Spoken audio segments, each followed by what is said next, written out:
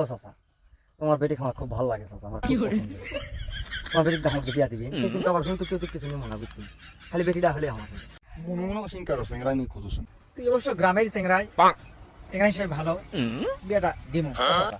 তাহলে যে আমার এটা হলো শর্ত আছে চাচা। কি শর্ত বা কদিনই চাচা? ওই মানে আমার নাটির বাড়ি নাটিরই ঘর, তো আমি আবার নাজার থাকি চাচা। আপনার বেটি কি আবার নাটির থাকা পারবে তো? না বা না, ওই বেটি ছোট থেকে বক্স খাট থাকে, মানুষ হচ্ছে থাকা পারবে না বা মাটির ওঠে, মুই না একটা বক্স খাট দিম হইবা। না চাচা না, আমি এলা যৌতুক টৌতুক আমার দিব না, মানে যৌতুক দিয়ে আমি বিয়ে করবো। দুঃখা বলতেছে, আমি তোমাকে একটা গিফট দেওছি, আমার হিসেবে আমি গিফট দেওছি। গিফট হলো অবশ্য লেওয়াই যায় চাচা। আমার আর একটা কথা আছে, এই ধরেন যে আমার তো মাটির বাড়ি খুবই গরম, তো আপনার বেটি কি মাটির ঘরে থাকা পারবে? না বা না না, এটা এসি দিমুনি বা না চাচা, তাহলে আমার দ্বারা বিয়ে করা সম্ভব না। তার কারণ আপনাকে আমি বলতেছি যে আমি এলা যৌতুক টৌতুক কিচ্ছু দেবো না, যৌতুক হলে আমি বিয়ে করবো না। এটা তো যৌতুক দেওয়াছি না, আমি তোমার জামাই মানুষ হিসেবে শখ করে আমি গিফট দেওয়াছি।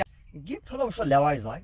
চাচা, আমার আর একটা কথা ছিল চাচা, এই আমার তো সাইকেল, তো আপনার বেটি কি সাইকেলের পিছনে চলে ঘোরা পারবে? না না, আমার বেটি সাইকেল চলে চলাফেরা করা পারবে না, না এটা হুন্ডাই দেবো বা না চাচা, এগুলো আপনি কি বলেন?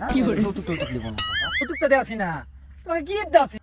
হলো অবশ্য লেওয়াই যায়। আমার আর একটা কথা ছিল, ধরেন যে আমি যে আপনার বেটি রাখলে যাই শুভ, আমার তো আসলে ঘর নেই।